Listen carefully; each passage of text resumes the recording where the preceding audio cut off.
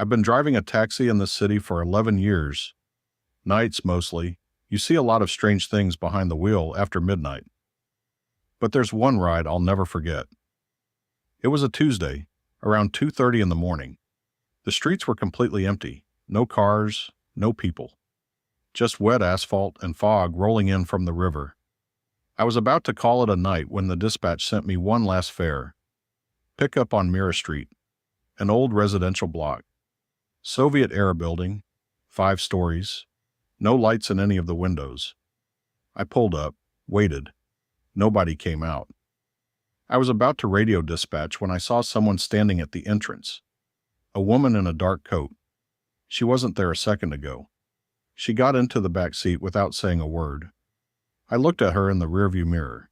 She was pale, very pale. Her eyes were fixed on something I couldn't see. "Where to?" I asked. She gave me an address. 44 Lesnaya Street. I knew the area. It was on the outskirts. Took about 20 minutes to get there. I tried making small talk. Nothing. She didn't respond, didn't move. Just sat there staring straight ahead. The only sound was the rain tapping on the roof. Halfway through the ride, something changed. The temperature inside the car dropped. Not gradually.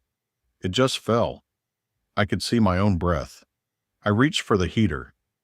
It was already on full. I glanced at the mirror again.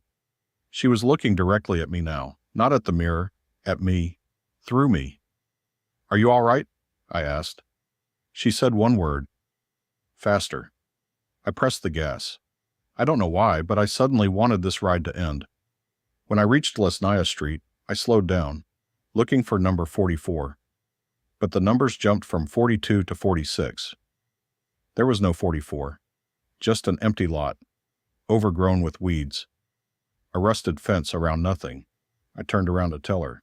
The back seat was empty. The door hadn't opened. I would have heard it. The seatbelt was still buckled, but she was gone.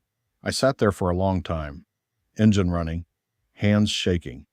When I got back to the depot, I told the dispatcher about the pickup on Mirror Street.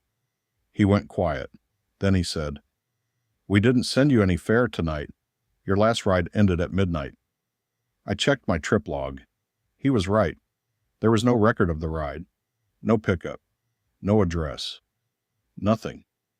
A week later, I was talking to another driver, an older guy named Sergei. I described the woman, the pale face, the dark coat, the address on Lesnaya Street,